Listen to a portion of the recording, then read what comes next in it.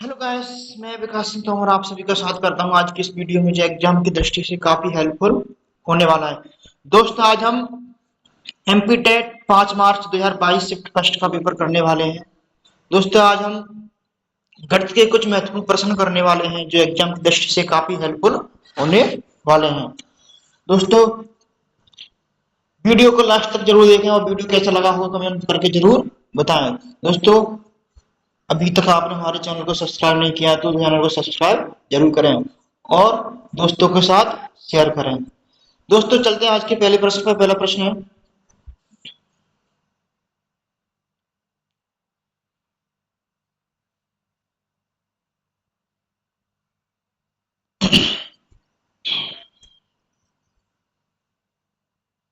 दोस्तों आज का पहला प्रश्न है स्क्रीन पर। क्वेश्चन नंबर 31 से स्टार्ट करेंगे। क्वेश्चन नंबर 31 से स्टार्ट है। तो पहला प्रश्न है, योग का पता लगाएं। योग का पता लगाएं तो दे रखा है 47/87 प्लस 77/87। तो इसका हमें क्या करना है, योग करना है। तो जब आधार समान होते हैं तो एलसीएम क्या आ जाएगा, एलसीएम आ जाएगा 87। एलसीएम आ गया 87 और ऊपर जोड़ेंगे 47 प्लस 77। दोस्तों कितना हो जाएगा बताइएगा जल्दी से। ये हो जाएगा 124/87। दोस्तों यही इसका राइट आंसर हो जाएगा।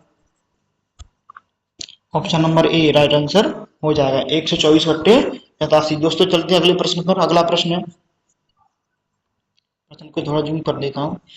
एक स्कूल में 360 छात्र हैं जिनमें से 2/3 लड़कियां हैं और शेष लड़के हैं। जिनमें से 3/4 लड़के खिलाड़ी हैं तो लड़कों की संख्या है जो खिलाड़ी नहीं है। हमें क्या निकालना है, लड़कों की संख्या जो खिलाड़ी नहीं है। दोस्तों चलो इसे करते हैं, देखते हैं। तो कुल कितने छात्र हैं, 360 छात्र हैं जिसमें से 2/3 क्या है, लड़कियां हैं। 2/3 गर्ल हैं। तो गर्ल की संख्या निकालेंगे, कैसे निकालेंगे देखते हैं। तो 3 एकम 3, 3 दूनी 6, 0 की 0, 120 दूनी 240। लड़कियों की संख्या कितनी है, 240 है। जब लड़कियों की संख्या 240 है तो लड़कों की संख्या कैसे निकालेंगे, 360 में से घटा दो 240 को तो बॉयज की संख्या निकल आएगी 0, 2, 1, 120। 120 बॉयज है और गर्ल कितनी है, 240। प्रश्न में पूछ क्या रहा है, जिनमें से 3/4 लड़के हैं। लड़कों की संख्या ज्ञात कीजिए जो खिलाड़ी नहीं है।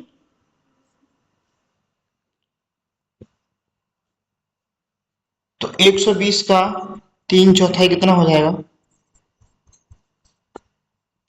120 का 3/4 कितना हो गया, 4 दिया 12, 0 की 0, कितना निकल आया 90। तो 90 क्या है, जो खिलाड़ी है, क्या है खिलाड़ी, 90 खिलाड़ी है। अब पूछ रहा है लड़कों की संख्या जो खिलाड़ी नहीं है। तो टोटल कितने थे हमारे पास, 120, खिलाड़ी कितने हैं 90, तो कितना बचेगा 30। तो इसका राइट आंसर हो जाएगा 30। Option number B right answer हो जाएगा। Option number B right answer हो जाएगा।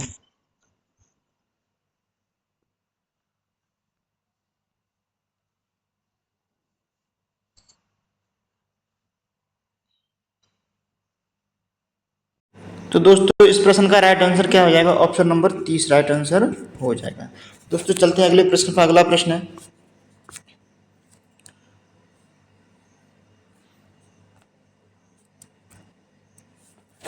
अस्सी का 40% क्या है। 80 का 40% क्या है। दोस्तों जल्दी से बताइएगा 80 का 40% कितना होगा।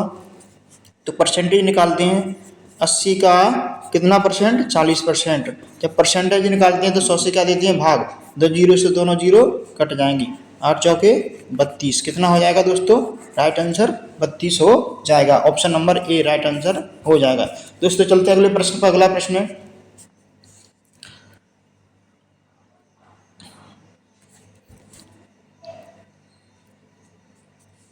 प्रश्न है 50 छात्रों की कक्षा में 40% लड़कियां हैं। कक्षा में लड़कियों की संख्या और लड़कों की संख्या ज्ञात कीजिए। तो एक कक्षा है जिसके अंदर कितनी लड़कियां हैं? 50 छात्र हैं। टोटल छात्र कितने हैं? 50, जिसमें से 40% क्या है? लड़कियां हैं। तो कक्षा में लड़कियों की संख्या और लड़कों की संख्या हमें बतानी है। दोस्तों चलते हैं इस प्रश्न पर।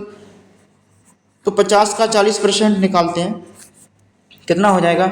40% लड़कियां हैं और 60% लड़के हुए। फिर से देखते हैं दोस्तों, दिक्कत क्या कर रहा है।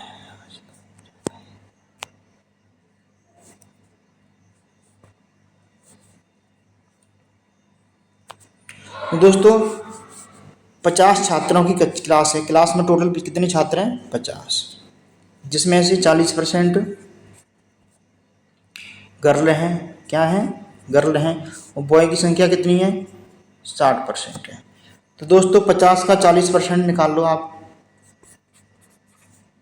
लड़कों की संख्या हमें अपने आप पता चल जाएगी। 0 से 0 कट जाएगा, तो कितना बचेगा? 5 चौके 20। तो 20 क्या है? लड़कियां हैं, 20 गर्ल हैं। तो बच्चे कितने? 50 में से 20 घटा दो तो कितना बचेगा? 30। 30 क्या हो जाएंगे? Boy.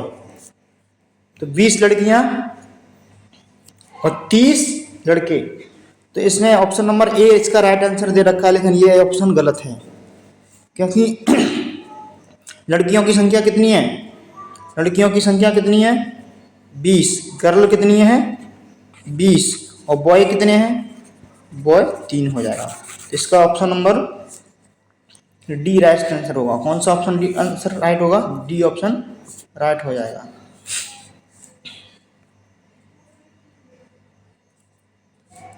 D option right answer हो जाएगा। 30 लड़के 20 लड़कियां।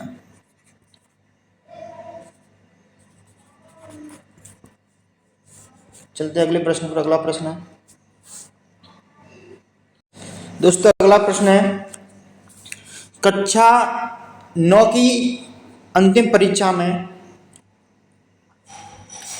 दोस्तों देखते हैं, प्रश्न है कक्षा 9 की अंतिम परीक्षा में 50 छात्र हैं, 10% छात्र अनुत्तीर्ण हैं।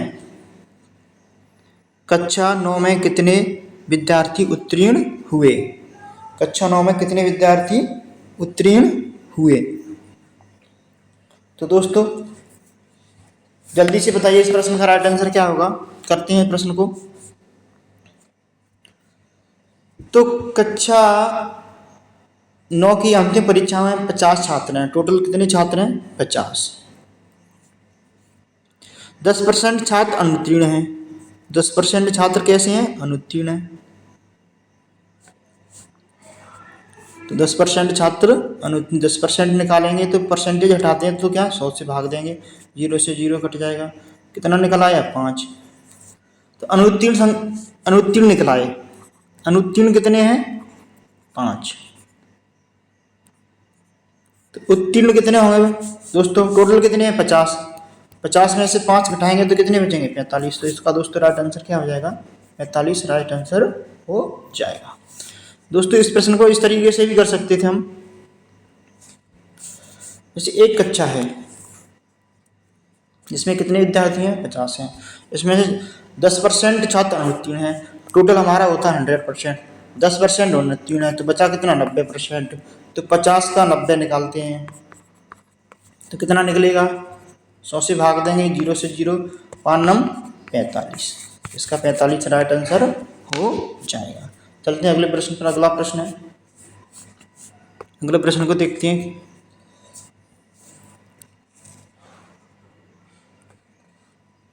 संख्या 400 में 10% की वृद्धि करने पर नई संख्या क्या प्राप्त होगी? नई संख्या हमें बताना दोस्तों, जल्दी से बताइएगा। कोई भी संख्या अपना 100% होती है, कितना होती है 100%। यदि इसमें 10% की हम वृद्धि कर देंगे तो संख्या कितनी हो जाएगी 110%। अब निकालते हैं 400 का 110%। जब परसेंटेज हटाते हैं 100 से भाग देते हैं, 0 से 0 कट गया तो 11 चौकी 44, 0 की 0, कितना निकल आया आंसर हमारा 440। इसका राइट आंसर हो जाएगा दोस्तों। कितना आंसर राइट हो जाएगा 440। चलते हैं अगले प्रश्न पर। अगला प्रश्न है, एक मिश्र धातु है। क्या एक मिश्र धातु है? एक मिश्र धातु में 26% तांबा होता है और 260 ग्राम तांबा प्राप्त करने के लिए कितनी मात्रा में मिश्र धातु की आवश्यकता होगी?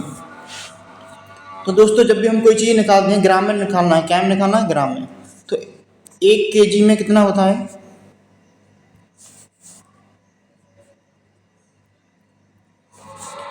1 kg बराबर 1000 ग्राम। तो 1000 ग्राम में 26% क्या है? तांबा है। 1000 ग्राम में 26% क्या है? तांबा है। तो परसेंटेज हटाएंगे, 0 बढ़ाएंगे, भाग दो, 2 0 से 2 0 कैंसिल हो जाएंगी। तो कितना बचेगा अपने पास? 10 गुणा 26। तो 10 गुणा 26 कितना हो जाएगा दोस्तों, जल्दी से बताइएगा? 260 ग्राम। तो 26% तांबा है, तो 260 ग्राम तांबा प्राप्त करने के लिए कितनी मात्रा में मिश्र धातु की आवश्यकता होगी? तो हमें कितनी मिश्र धातु की आवश्यकता होगी? तो 1000 ग्राम। कितनी की आवश्यकता होगी? 1000 ग्राम मिश्र धातु की आवश्यकता होगी। चलते हैं अगले प्रश्न दोस्तों। अगला प्रश्न है प्रश्न नंबर 38। प्रश्न नंबर 38 पढ़िएगा जरा, जूम कर देता हूँ। हाँ, देखते हैं दोस्तों इस प्रश्न का राइट आंसर क्या हो जाएगा। 250 का 42% प्लस 420 का 25% कितना होगा? तो करते हैं दोस्तों इस प्रश्न को। देखो 250 का 42% प्लस 420 का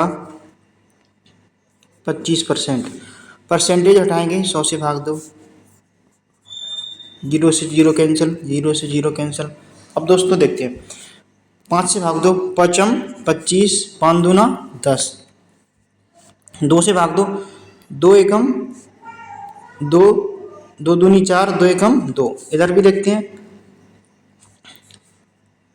5 25, 5 दूना 10, 2 से भाग देते हैं, 21 दूनी 42। तो दोस्तों हमारे पास क्या आ गया? अब इधर बचा है 5 गुणा 21 बटे कुछ नहीं बचा है, इधर बचा है 21 गुणा 5। दोस्तों दोनों संख्याओं का मल्टीप्लाई करके क्या करना है? हमें जोड़ना है। क्या करना है? दोनों संख्याओं का मल्टीप्लाई करके जोड़ना है। तो दोस्तों जल्दी से बताइए कितना हो जाएगा? ये हो जाएगा 105 प्लस 105, तो टोटल कितना हो जाएगा? 210। कितना हो जाएगा टोटल? 210। दोस्तों इस प्रश्न का राइट आंसर क्या हो जाएगा? ए ऑप्शन राइट आंसर हो जाएगा। 210 राइट आंसर हो जाएगा। चलते दोस्तों अगले प्रश्न पर। अगला प्रश्न है बहुत ही अच्छा प्रश्न है दोस्तों, जल्दी से करिए।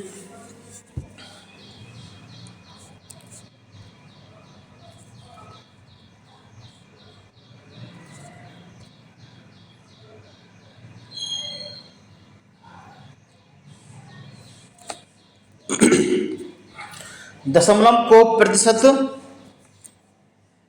10.1 में व्यक्त करें।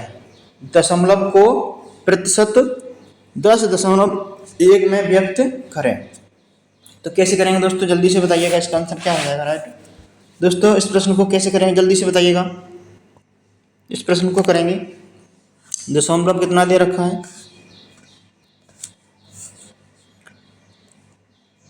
10.1। परसेंटेज में बदलना है तो 100 से गुणा करेंगे, दशमलव हटाएंगे, जब दशमलव हटाएंगे तो नीचे संख्या को कितना आ जाएगा? 10 आ जाएगा। अब एक 0 से 1 0 कैंसिल हो जाएगी। यहाँ कितना बचा अपने पास? 101 गुणा 10। दोस्तों कितना हो जाएगा जब मल्टीप्लाई करेंगे? तो 010। इसका राइट आंसर हो जाएगा। परसेंटेज। दोस्तों इस प्रश्न का राइट आंसर क्या हो जाएगा? 10% राइट आंसर हो जाएगा। ये रहा इसका right answer, option D right answer हो जाएगा। चलिए दोस्तों अगला प्रश्न है क्वेश्चन नंबर 40। क्वेश्चन नंबर 40 को देखते हैं। कौन सी दी गई संख्या 3 से विभाज्य है लेकिन 9 से नहीं है? पूछ रहा है 3 से तो है लेकिन 9 से नहीं है। दोस्तों 3 के विभाज्यता के नियम में हम क्या करते हैं? 3 का विभाज्यता का नियम होता है सभी अंकों का योग करो और 3 से भाग दो। ये 3 से भाग चला जाता है तो संख्या 3 से विभाजित होगी। और 9 की विभाज्यता में सभी अंकों का योग करो और 9 से भाग दो। कितने से भाग देना है? 9 से। यदि 9 का भाग चला जाता है तो यह संख्या 9 से विभाजित होगी। तो दोस्तों चलते हैं इसे देखते हैं। तो देखो दोस्तों ऑप्शन नंबर ए दे रखा है 3, 4, 2, 1, 8। देखते हैं 9 से नहीं है तो 9 का ही चेक कर लेते हैं। 8, 1, 9, 9 से कट गया। 3, 4, 7, 2, 9, ये भी 9 से कट गया। तो ये तो 9 से विभाजित हो गई है। ऑप्शन बी देखते हैं 3, 3, 3, 1, 8, ये संख्या दे रखी है। अब देखते हैं ये 9 से विभाजित है या नहीं है। 8, 1, 9, 9 से विभाजित है। 3, 3 दूनी 6, 3 तिरक 9, ये भी 9 से विभाजित है। या तो आप सभी संख्याओं का योग कर लो। 3, 3 दूनी 6, 9 और 8, 1, 9, 18। 18 में 9 से भाग देंगे तो चला जाएगा। ठीक है, इस तरह भी कर सकते हैं। अगला ऑप्शन देखते हैं। अगला ऑप्शन है ऑप्शन सी। सी क्या कह रहा है? 19233, ये दे रखा है। तो इसे जोड़ते हैं। देखो 9 में 9 का भाग चला जाएगा, कट गया। 3, 3, 6, 6, 2, 8, 8, 1, 9, तो इसका योग होगा 18। 18 में भी कितने से भाग जाता है? 9 से जाता है, ये भी कट जाएगी 9 से। अगला है ऑप्शन डी। डी वाला ऑप्शन क्या कह रहा है देखते हैं दोस्तों।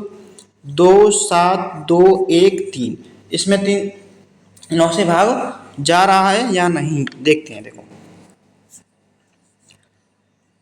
तो 3, 1, 4, 4, 2, 6, 6 और 7, 13, 13, 2, 15। दोस्तों 15 में 9 से भाग नहीं जाता है तो यही ऑप्शन अपना राइट हो जाएगा। Option number D right answer हो जाएगा। देखो सभी अंकों का योग करके और 9 से भाग देकर चेक करना है। यदि 9 का भाग चला जाता है तो 9 से विभाजित है, और 9 का भाग नहीं जाता है तो 9 से विभाजित नहीं है। यदि संख्या 9 से विभाजित है तो वह संख्या 3 से भी विभाजित होगी। 3 से तो डेफिनेटली विभाजित होने वाली है। चलते दोस्तों अगले प्रश्न पर। अगला प्रश्न है 41। वह संख्या चुनें जो एक साथ 3, 5 और 2 से विभाज्य है। बहुत ही अच्छा प्रश्न है। वह संख्या चुनें जो एक साथ 3,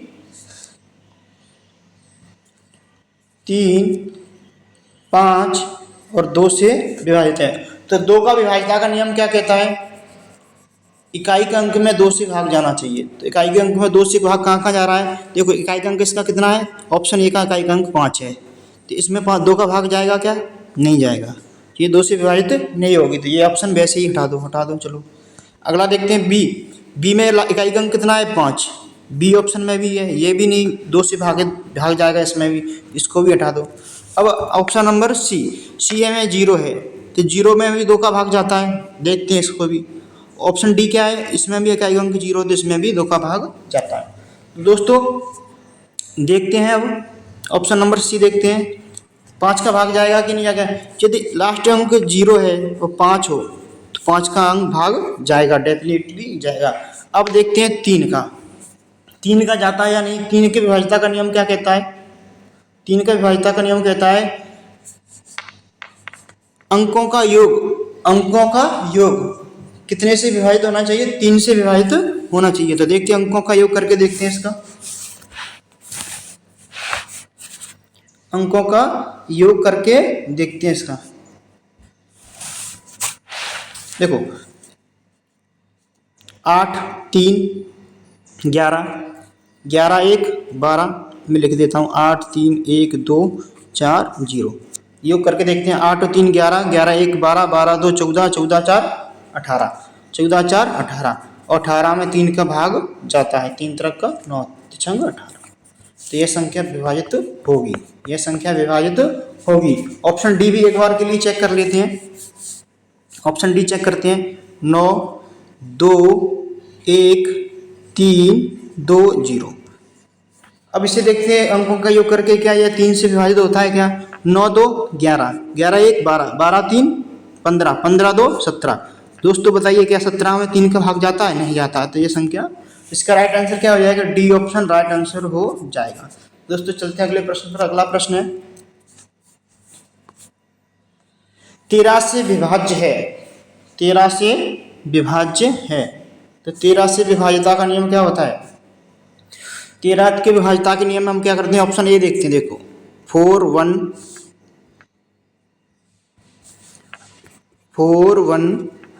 3 0 5। दोस्तों 13 की विभाज्यता के नियम में हम 3 3 के जोड़े बनाते हैं। कितने कितने के? 3 3 के पेयर बना लो। यहाँ 3 नहीं है तो यहाँ हमने 0 मान लिया। अब इसमें से इसको घटाते हैं, तो घटाओ। 305 में से 41 को घटा दो, कितना बचा अपने पास? 5 में से 1 गई, कितना बचा? 4। इधर भी कितना बचेगा? यहाँ 10 में से 4 6 बचेगा, यहाँ बचेगा 2, 264। अब 264 में क्या 13 का भाग जाता है? करके देख लो। 13 दूनी 26, 4 में नहीं जाता है, नहीं जाता है ना। तो अगला देखते हैं ऑप्शन बी। ऑप्शन बी में कितना दे रखा है? 6 8 7 8 1। इसमें भी इसी तरह से करेंगे, 0 लगा लो यहाँ पर, 3 3 के पेयर बना लो। बना लिए। 781 में से कितना घटाना हमें? 68 घटा लो। घटाओ। 11 में से 8 गए तो कितने बचे? 3 बचा। यहाँ बचा 7 में से 6 गया, 1 बचा, यहाँ 7। अब 713 में 13 का भाग दे के देखते हैं। 13 पंजा 65, कितना बचा? 6। 13 पंजा 65, इसमें भी भाग नहीं जा रहा, तो ये भी ऑप्शन नहीं होगा। अगला देखते हैं, अगला ऑप्शन क्या कह रहा है? अगला ऑप्शन सी में दे रखा है 6 5 5 2 0। अब इसी तरह इसमें करेंगे, करो। 520 पेयर बना लेते हैं 3 3 का। 520 में से कितना घटाना? 6 5 65 घटा देते हैं, तो 10 में से 5 गया, 5 बचा। यहाँ बचा कितना? 11 में से 6 गया, 5 बचा, यहाँ बचा 5।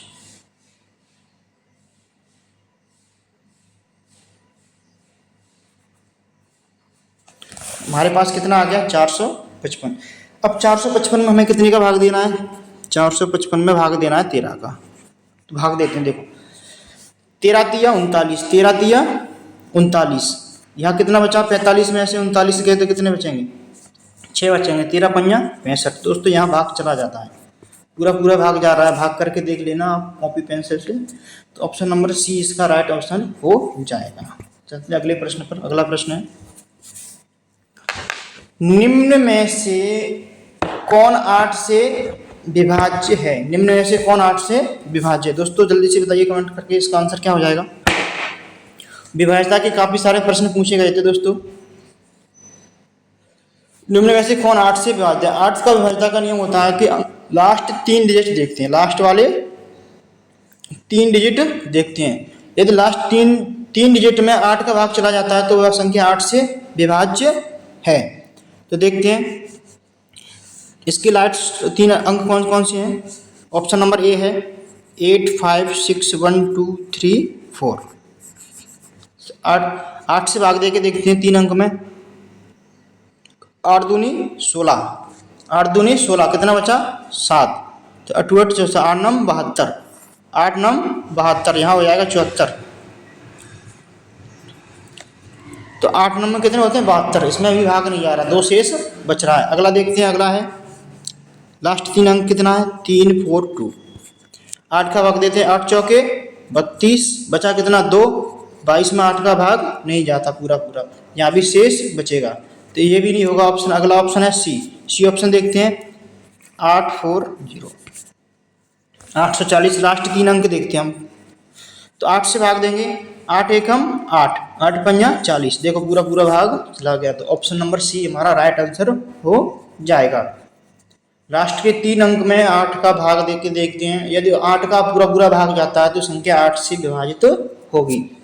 4 के लिए हम क्या करते हैं? 4 के लिए करते हैं लास्ट के 2 डिजिट। लास्ट के कितने डिजिट? 2 डिजिट। और 2 के लिए लास्ट का 1 अंक। चलते हैं अगले प्रश्न पर। अगला प्रश्न है, निम्नलिखित में से कौन 18 से विभाज्य है? दोस्तों बहुत ही अच्छा प्रश्न है। ज़्यादातर विभाज्यता के प्रश्न पूछे गए हैं, ज़्यादातर विभाज्यता के प्रश्न पूछे गए हैं। तो यदि संख्या 18 से विभाजित होगी तो वह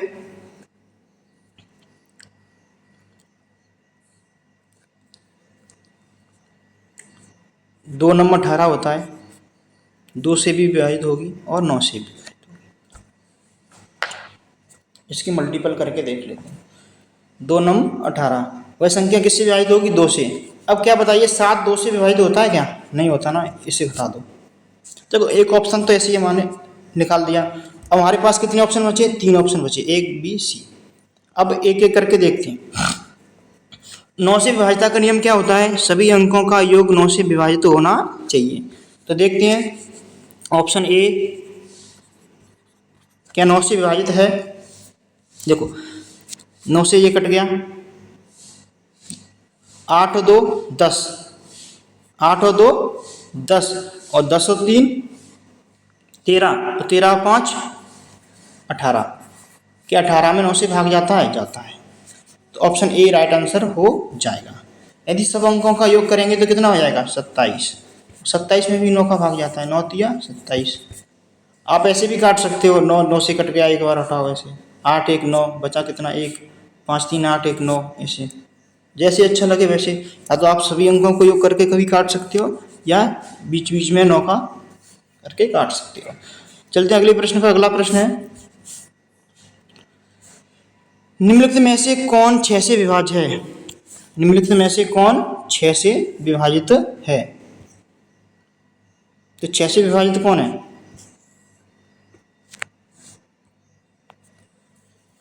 ऑप्शन ए है, ऑप्शन बी है, ऑप्शन सी है, ऑप्शन डी है, 4 डी। तो 6 से विभाजिता का नियम क्या कहता है?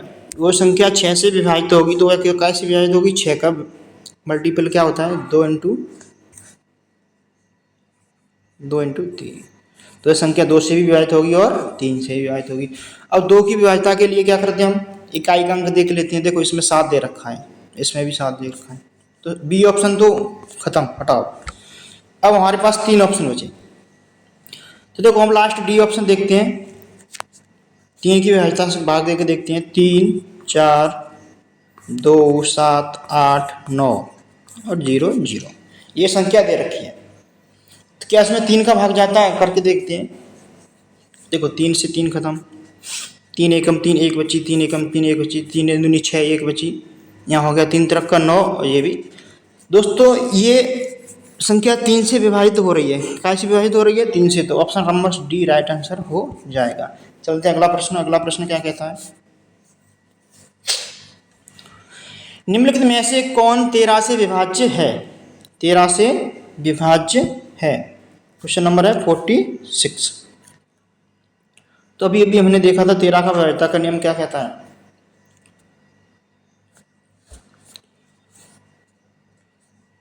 कौन सा 13 से विभाजित है? तो देखते हैं लास्ट के 3 के पेयर बनाओ। कितने कितने के पेयर बना दिए हमें? 3 3 के। ऑप्शन देख रखा है, देखो पहला ऑप्शन ए है 4 3 2 6 7, ये दे रखा है। 3 3 के पेयर बनाते हैं तो यहाँ क्या है? 0 रख लो। अब लास्ट वाले में से पहले वाले को घटा दो, घटाओ तो 7 में से 3 गया, कितना बचा? 4। 6 में से 4 गया, कितना बचा? 2। 2 की 2। अब इसमें से कितने से भाग दे के देखते हैं? 13 से। 13 से भाग देते हैं 2 भाग, 13 एकम 13, कितना बचा? 7 2 9, 13 सत्ते कितना होता है? 91। 13 सत्ते 91, यहाँ बच रहा है हमारा 94। 94 में 91 नहीं भाग जा रहा है, तो घटो। ऑप्शन बी देखते हैं, ऑप्शन बी क्या कहता है। ऑप्शन बी दे रखा है 3 5 6 7 8, ये दे रखा है। अब 3 3 के पेयर बना लेते हैं, अभी हमने किया था। अब लास्ट वाली में से पहली वाली संख्या को घटा दो, तो पहली वाली संख्या को घटाएंगे तो 5। 8 में से 5 गया तो कितना बचेगा? 3। अब 7 में से 3 को घटा दो, 7 में से 3 गया कितना बचेगा 4, और 6 का 6, क्योंकि यहाँ पे 0 है, 6 का 6। अब भाग दे के देख लो कैसे, 13 से, 13 का भाग जा रहा है कैसे में, तो 13 पहिया कितने होते हैं 65, तो 13 चौक 52, 13 चौक 52। जब 64 में से 52 घटाएंगे तो कितना बचेगा हमारे पास, 2 1 12, और हासिल बची हमारे पास ये अंक उतारा 3 का 123। अब 13 का बड़ा लो ऐसे 123 से आगे न निकल जाए, तो 13 नंबर 104, 13 8 104, 13 नंबर 117, तो 13 नंबर कितना होता है 117, 117। क्या पूरा पूरा भाग जा रहा है, नहीं जा रहा है, तो ऑप्शन बी भी हमारा नहीं होगा। अब ऑप्शन सी देखते हैं दोस्तों, ऑप्शन सी क्या कह रहा है। इसी तरह इसमें घटाएंगे और भाग करके देखेंगे, तो इसका राइट ऑप्शन क्या हो जाएगा, D option is right answer हो जाएगा। चलो मैं करके बता देता हूँ ऑप्शन डी राइट आंसर कैसे है।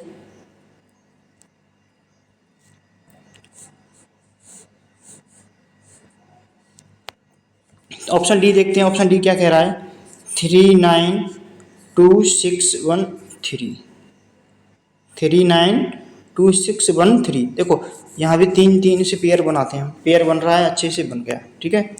अब 613 में से 392 को क्या करना है, घटा दो, घटा देते हैं। 3 में से 2 गया, 1 बचा। अब यहाँ पे क्या है 11, 11 में से 9 गया तो कितने बचा, 2 बचा। यहाँ कितना बचा 5, 5 में से 3 गया कितना बचेगा 2, कितना बचेगा 2।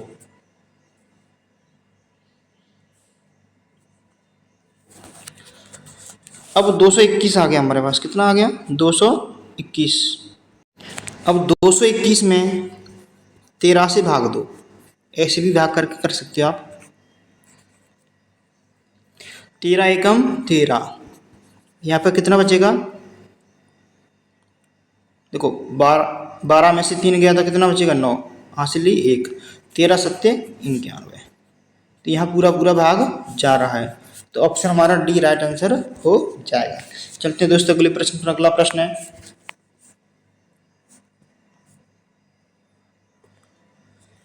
निम्नलिखित भिन्नों में से सबसे बड़ी भिन्न ज्ञात कीजिए। दोस्तों सबसे बड़ी भिन्न को पूछा है, कौन सी भिन्न को पूछा है, सबसे बड़ी भिन्न ज्ञात कीजिए। तो चलते हैं दोस्तों प्रश्न पर क्या कहता है, तो देखते हैं। ऑप्शन ए दे रखा है 33/100, ऑप्शन ए दे रखा है 33/100, ऑप्शन बी दे रखा है 44/120, ऑप्शन सी दे रखा है 58/148, ऑप्शन डी दे रखा है। दोस्तों हमने सारे ऑप्शन लिख लिए, ये ए ऑप्शन है, ये बी है, ये सी है, ये डी है। तो जैसा ऊपर दिया है 33 तो 33, 44 है तो 44, 58 है तो 58, 35 है तो 35, ये हमने लिख लिया। अब इनका हम डिफरेंस यानी अंतर लेंगे, क्या लेंगे अंतर, इन दोनों संख्याओं का क्या लेंगे अंतर। तो देखो इसका अंतर कितना है 67, इसका अंतर कितना है 66, इसका अंतर कितना है 90, और इसका अंतर कितना है 35, और 80 का अंतर कितना हो जाएगा 45। दोस्तों हमने दोनों संख्याओं को क्या लिख लिया, अंतर लिख लिया। अब हम भाग करके देखेंगे, क्या करके देखेंगे भाग, तो दशमलव लगाएंगे, जीरो बढ़ाएंगे, दशमलव लगाएंगे, जीरो बढ़ाएंगे, दशमलव लगाएंगे, जीरो बढ़ाएंगे, दशमलव लगाएंगे, जीरो। अब डेफिनेटली आराम से भाग चला जाएगा। देखते हैं इसमें भाग जाएगा दोस्तों लगभग 0.5 के समथिंग, 6 पहिया 30 यानी 60 से भाग दे दिया हमने, ठीक है 5 तक 0.5। इसमें भी भाग दे के देखते हैं, इसमें जाएगा 0.7 लगभग 6 सत्ते 42, 6 सत्ते 42, तो 420 हो रहा है, ठीक है 7 तक जाएगा। इसमें दे के देखते हैं 9 6 54, 9 6 54, इसमें कहाँ तक जाएगा 0.06 तक भाग जाएगा। इसमें देख के देखते हैं 4 8 32, तो दशमलव कहाँ तक जाएगा इसमें भाग, लगभग 8 तक जाएगा। दोस्तों क्या पूछा है प्रश्न में, सबसे बड़ी भिन्न ज्ञात कीजिए। तो सबसे बड़ी भिन्न कौन सी हो जाएगी, ये 0.5 है, 0.7 है, 0.6 है, 0.8 है, तो सबसे बड़ी भिन्न कौन सी हो जाएगी 35/8 80 सबसे बड़ी भिन्न हो जाएगी। ऑप्शन नंबर डी इसका राइट आंसर हो जाएगा। ऑप्शन नंबर डी इसका राइट आंसर हो जाएगा। दोस्तों हमने क्या किया है, संख्या लिख ली, A option, B option, C option, D option, ठीक है। उसके बाद 33 है 33, 44 है 44, 58 है तो 58, ऊपर की संख्या जैसी की जैसी लिख दी। अब हमें नीचे क्या लिखना है, इन दोनों का डिफरेंस करना है। क्या करना है, डिफरेंस, अंतर लेना है। क्या लेना है, अंतर। क्या लेना है, अंतर। अंतर लेने के बाद क्या दे देना है, भाग, और भाग देने के बाद लगभग लगभग हमने लिख लिया ये, ठीक है। तो हमें पता चल गया कौन सी संख्या छोटी है, कौन सी संख्या बड़ी है। तो चलते हैं दोस्तों अगले प्रश्न पर। इसका राइट आंसर क्या हो जाएगा, option number D right answer हो जाएगा। चलते हैं अगले प्रश्न पर। अगला प्रश्न है, प्रश्न है निम्नलिखित भिन्नों में से कौन सी छोटी भिन्न है, ज्ञात कीजिए। तो अभी हमने बड़ी निकाली थी, ऐसे इसी तरह से छोटी भिन्न को निकालेंगे। तो कैसे निकालेंगे दोस्तों, जल्दी से बताइएगा। तो ऑप्शन ए है 1/12। ऑप्शन क्या दे रखा है, 1/12। ऑप्शन बी है 18/218। ऑप्शन सी है 4/50। ऑप्शन डी है 19/230। 19/230। दोस्तों इसी तरह से इसे करेंगे, करो। एक यहाँ लिख दिया 18, यहाँ लिख दिए 4, यहाँ लिख दिए 19। अब सभी का डिफरेंस लेना है। क्या लेना है, अंतर, इन दोनों का अंतर, इन दोनों का अंतर, इन दोनों का अंतर। अंतर यहाँ कितना आएगा, 11 आएगा। यहाँ कितना आएगा अंतर, 200। यहाँ अंतर कितना आ जाएगा, 46, 46 आ जाएगा। यहाँ अंतर कितना आएगा, 211। दोस्तों भाग दे के देखते हैं। अब यहाँ भाग जाएगा लगभग लगभग 0.909, लगभग लगभग। यहाँ भी भाग दे के देखते हैं 0.09 तक जाएगा यहाँ भाग। यहाँ भाग दे के देखते हैं 0.8, कहाँ जाता है 0. यहाँ भाग दे के देखते हैं, यहाँ जाएगा 0.09, क्योंकि यहाँ पे देखो भाग नहीं जा रहा तो 0 बढ़ाएंगे, एक और भाग नहीं जा रहा तो फिर 0 बढ़ाएंगे। अब देखो 2 नम्मा 18, 1800 तक भाग चला गया, हमारे पास 100 बचा। अब 100 में भी भाग नहीं जाएगा 200 का, तो 0 बार जाएगा। जब 1000 हो जाएगा तो 5 बार जाएगा यहाँ, ठीक है, लगभग लगभग में।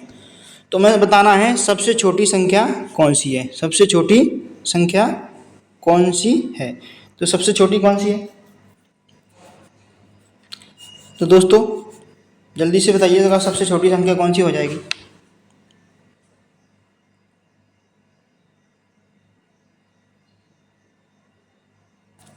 तो इसका राइट आंसर क्या हो जाएगा,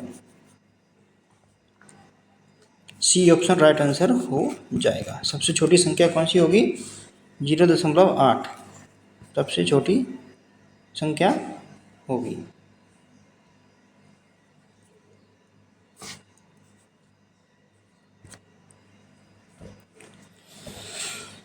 चलते हैं दोस्तों अगले प्रश्न पर। अगला प्रश्न है,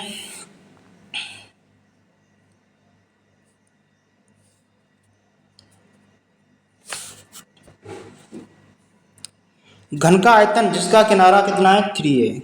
घन का आयतन ज्ञात करना है जिसका किनारा क्या है, 3 है। तो दोस्तों चलते हैं इस प्रश्न पर, क्या देखते हैं दोस्तों। देखो घन के बारे में कुछ बातें हम जान लेते हैं। घन का आयतन क्या होता है, घन का आयतन होता है AQ। क्या होता है, AQ। क्या होता है, AQ। अब घन इस तरह का कोई होता है, देखो इसका किनारा दे रखा है 3A, ये इसका किनारा है, कितना दे रखा है 3A। तो ये भी 3A होगा, ये भी 3A होगा, ये भी 3A होगा। तो जब घन की भुजा 3A दे रखी है तो आयतन कितना होता है, AQ होता है। कितना होता है, AQ। यहाँ पर हमें क्या रखना है, 3A रखना है। कितना रखना है, ये दे रखा है 3A, ये वाला 3A। जब 3A रखेंगे तो इस तरह से कुछ होगा। तो 3A इंटू 3A 3 बार लिखेंगे 3A। 3 एकम 3, 3 त्रिक 9 और 9 तिया 27। कितना हो गए, 27। ए। तो ए पे घात कितनी हो जाएगी, 3 हो जाएगी। तो इसका दोस्तों राइट आंसर क्या हो जाएगा, option number B right answer हो जाएगा, 27AQ। चलते हैं दोस्तों अगले प्रश्न पर। अगला प्रश्न है,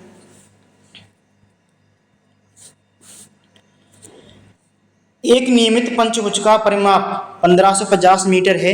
इसकी प्रत्येक भुजा की लंबाई ज्ञात करनी है। तो दोस्तों पंचभुज कैसा होता है, एक पंचभुज बना लेते हैं हम।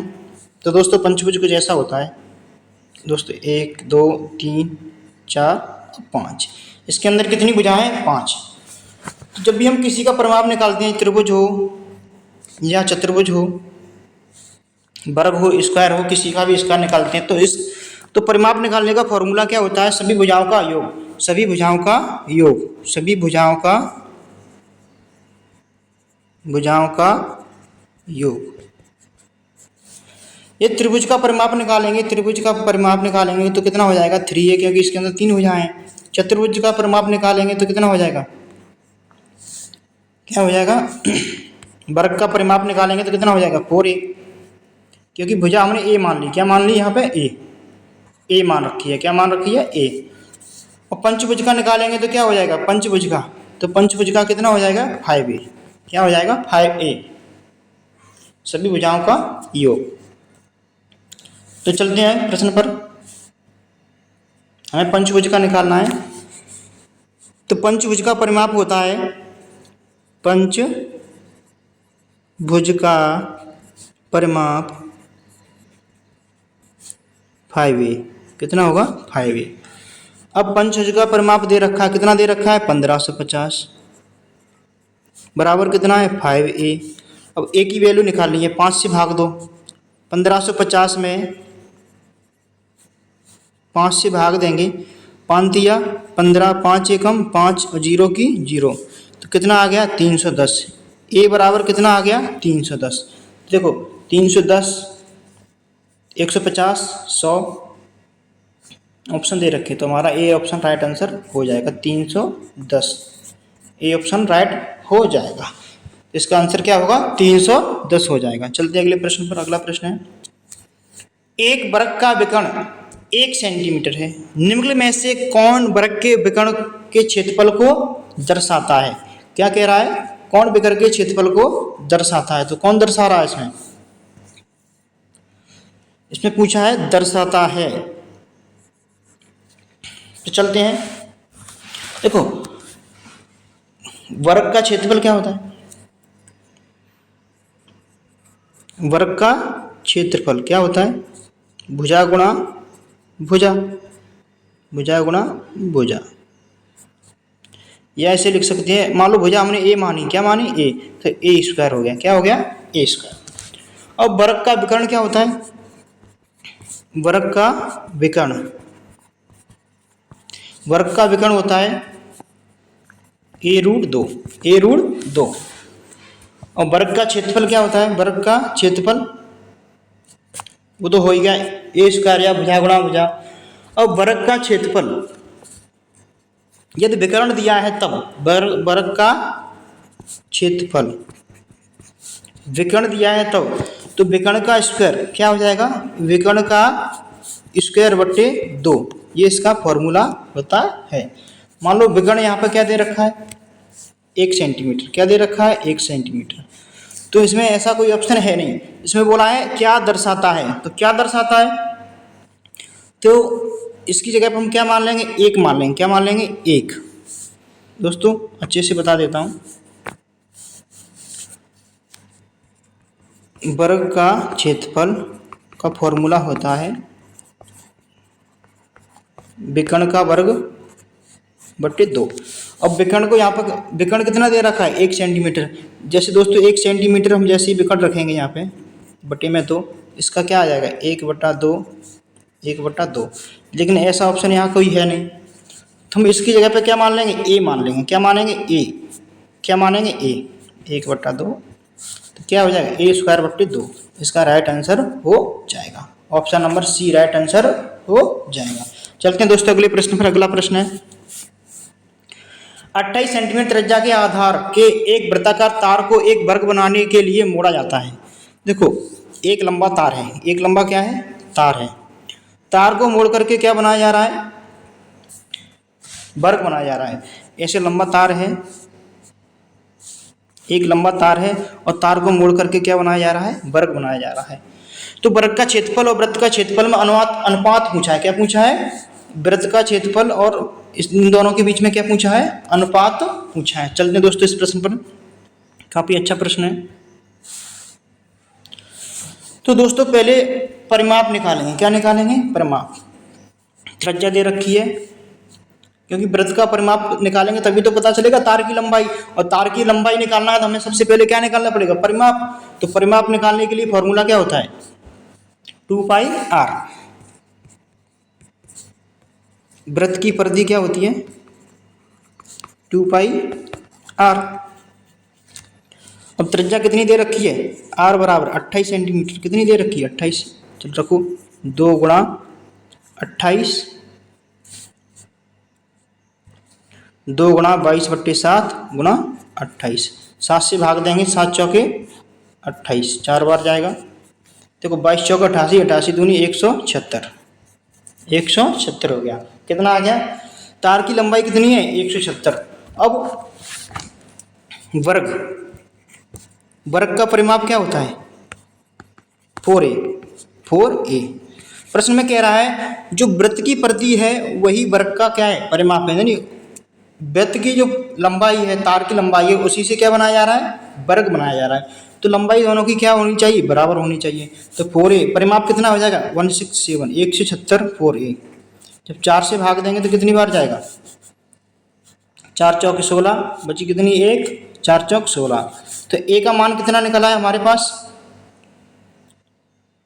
भुजा कितनी निकलाई? वर्ग की भुजा कितनी निकलाई? 44। कितनी निकलाई? 44। अब देखो हमें वर्ग की भुजा भी पता चल गया, वृत्त की तो पता ही है, त्रिज्या कितनी है? 28। तो हमें इन दोनों के क्षेत्रफलों में क्या निकालना है? अनुपात निकालना है। तो देखते हैं क्षेत्रफल का अनुपात कैसे निकालेंगे।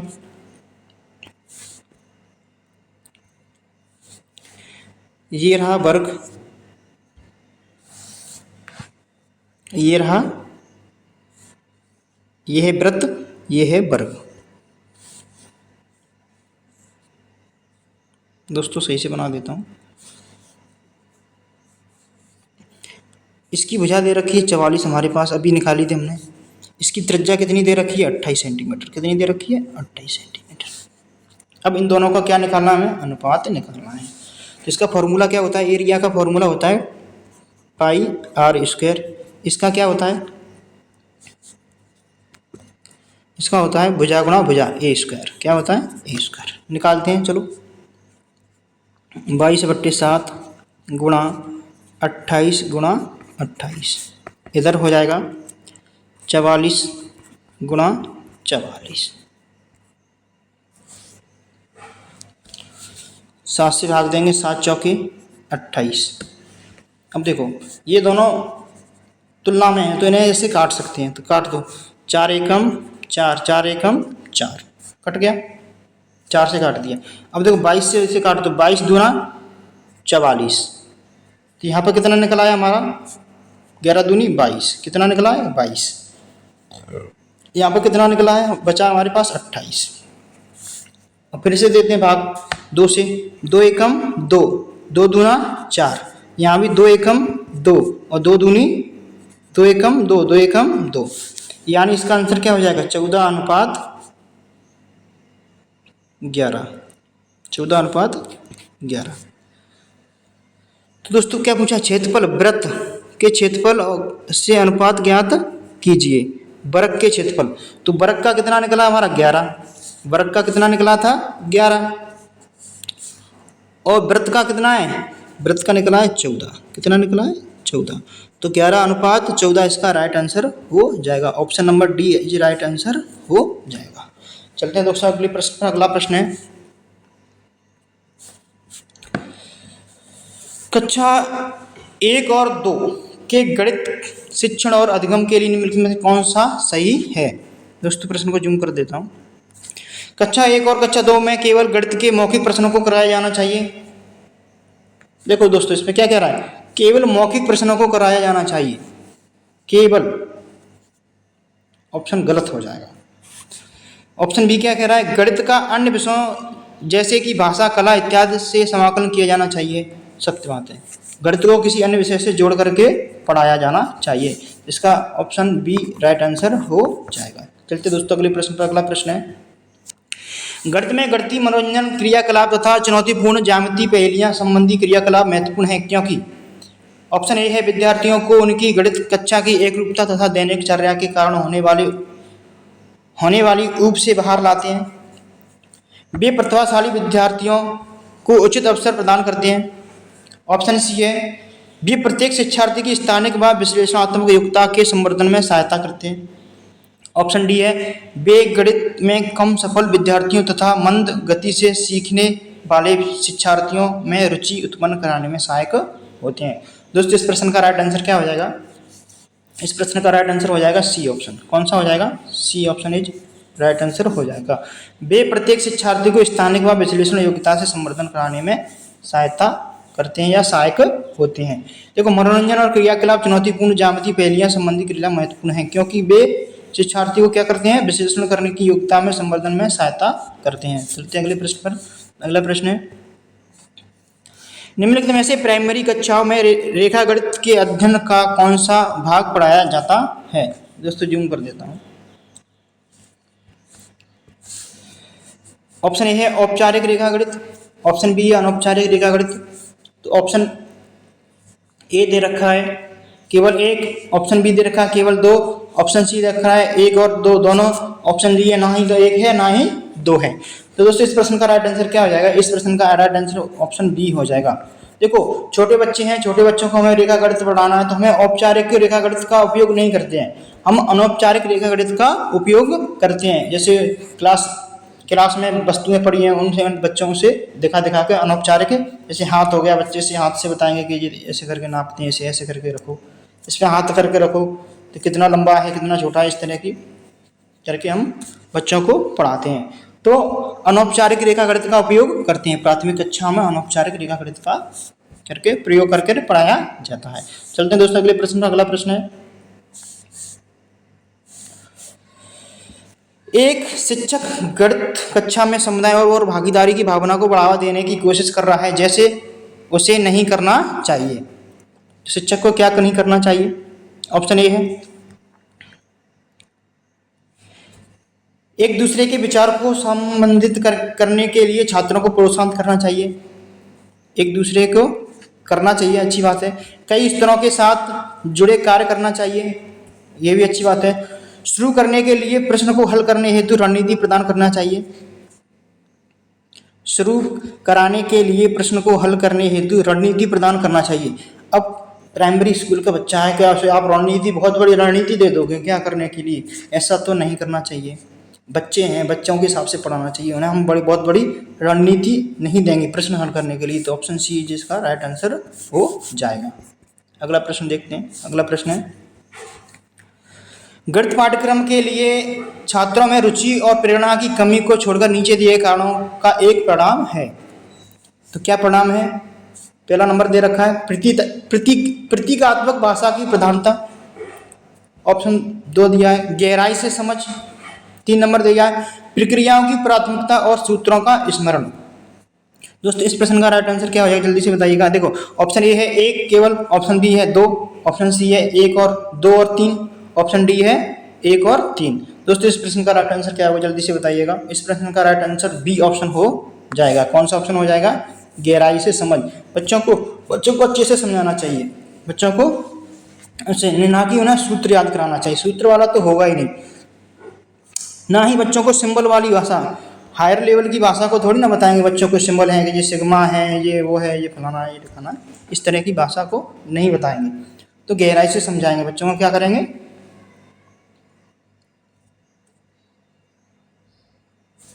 गहराई से समझ। Option B is right answer हो जाएगा। चलिए दोस्तों अगले प्रश्न पर। अगला प्रश्न है, उपचारात्मक शिक्षण के संबंध में इनमें से कौन सा कथन सही नहीं है? सही नहीं है, नहीं पूछा, क्या पूछा? सही नहीं है। तो देखते हैं। ऑप्शन ए है ये विशेष शिक्षा के समान है, ऑप्शन बी है प्रत्येक छात्र पर ध्यान देना है, ऑप्शन सी है केवल विशेष जरूरत वाले छात्रों के लिए नहीं है, उन छात्रों के लिए है जो अपने साथियों की तुलना में पिछड़ रहे हैं। तो इसमें पूछा है नहीं है, वे विशेष शिक्षा के समान है, ये ऑप्शन इसका नहीं हो जाएगा, option number A is right answer हो जाएगा। चलिए दोस्तों अगले प्रश्न में अगला प्रश्न है,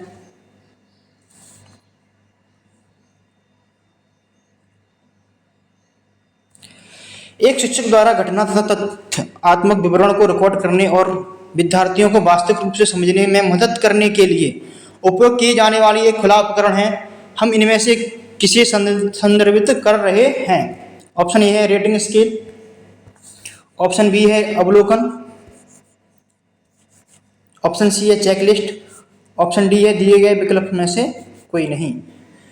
तो शिक्षक द्वारा घटना के तथ्यात्मक विवरण को रिकॉर्ड करने और विद्यार्थियों को वास्तविक रूप से समझने में मदद करने के लिए उपयोग किया जाने वाला एक खुला उपकरण है। इनमें से किसे संदर्भित कर रहे हैं? देखो इसका राइट ऑप्शन क्या हो जाएगा? डी ऑप्शन राइट हो जाएगा। तो ऐसा करने के लिए हम क्या करते हैं? पोर्टफोलियो का उपयोग करते हैं। क्या का उपयोग करते हैं? तो दिए गए विकल्प में से कोई नहीं हो जाएगा। ठीक है, अगला प्रश्न देखते हैं। अगला प्रश्न है, असाधारण बच्चों के लिए उपचार के विवरण जो भी हों, हमारा मुख्य कार्य किसी विशेष बच्चों को डैश बनाने में सहायक होना चाहिए। क्या बनाने में सहायक होना चाहिए? ऑप्शन ए दे रखा है शारीरिक तौर से सक्षम, शारीरिक तौर से सक्षम, ऑप्शन बी है भावनात्मक रूप से स्थिर, ऑप्शन सी है आर्थिक रूप से स्वतंत्र, ऑप्शन डी है अपने पर्यावरण के लिए पर्याप्त रूप से समायोजन। अपने पर्यावरण के रूप में अपने पर्यावरण के लिए पर्याप्त रूप से समायोजन, इसका डी ऑप्शन राइट आंसर हो जाएगा। अपने पर्यावरण के लिए पर्याप्त रूप से समायोजन। देखो असाधारण बच्चों के उपचार के विवरण के लिए जो हमारा मुख्य कार्य किसी विशेष बच्चे को बनाने में सहायक होना चाहिए, तो क्या होना चाहिए? अपने पर्यावरण के लिए पर्याप्त रूप से समायोजन होना चाहिए। Option A D right answer हो जाएगा। चलते अगले प्रश्न का। अगला प्रश्न है दोस्तों, आज के इस वीडियो में हमने वर्ग 3 शिफ्ट फर्स्ट 5 मार्च का जो पेपर किया था उसके 31 से लेकर के 31 से 60 तक मैथ के गणित के सभी प्रश्न हल किए हैं। तो दोस्तों वीडियो कैसा लगा हो कमेंट बॉक्स में जरूर बताइएगा।